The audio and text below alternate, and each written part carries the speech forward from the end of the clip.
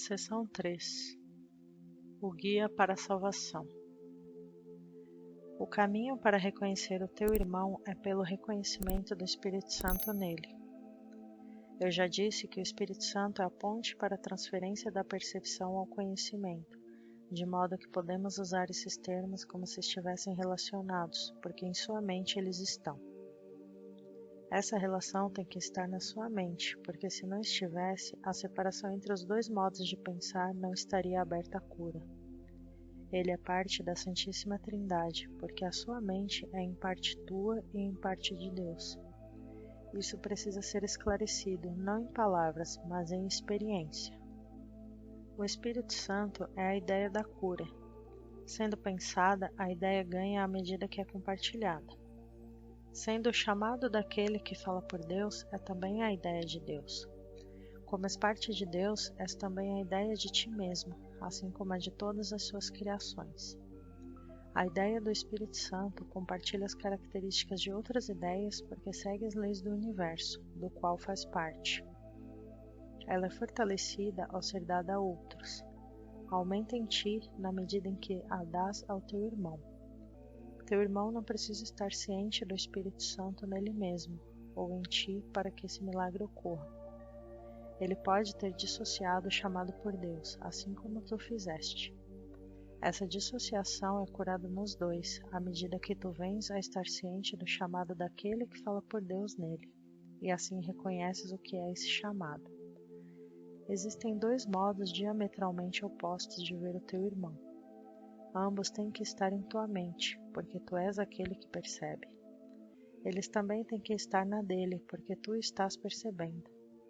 Vê o teu irmão através do Espírito Santo na sua mente e o reconhecerás na tua.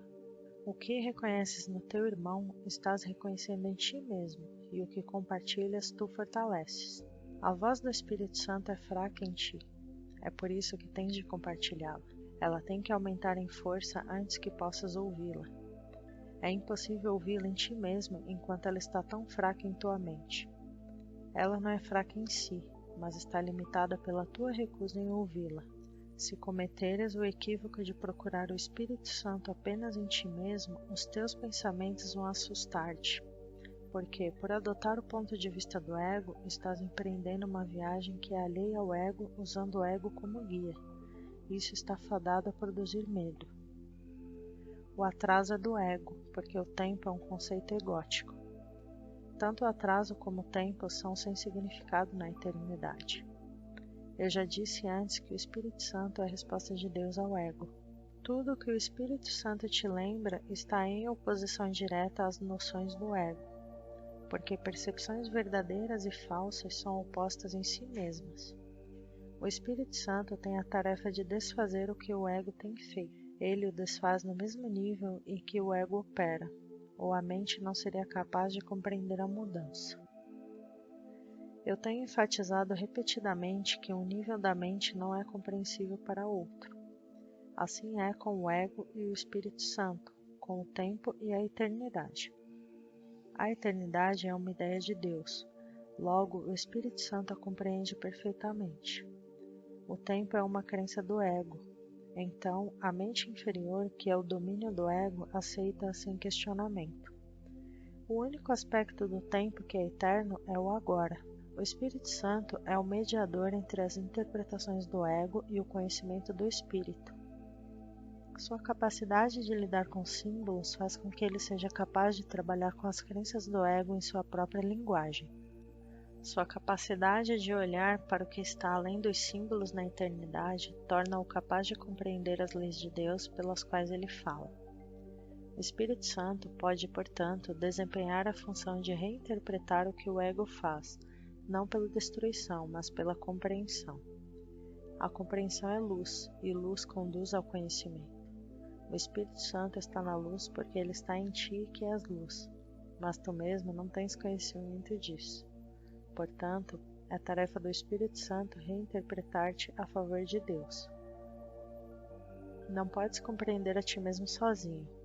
Isso é assim porque não tens significado à parte do teu lugar de direito na filiação, e o lugar de direito da filiação é em Deus. Essa é a tua vida, a tua eternidade e o teu ser. É isso que o Espírito Santo te lembra. É isso que o Espírito Santo vê. Essa visão assusta o ego porque é tão calma. A paz é o maior inimigo do ego, porque, de acordo com a sua interpretação da realidade, a guerra é a garantia da sua própria sobrevivência. O ego vem a ser forte na discórdia.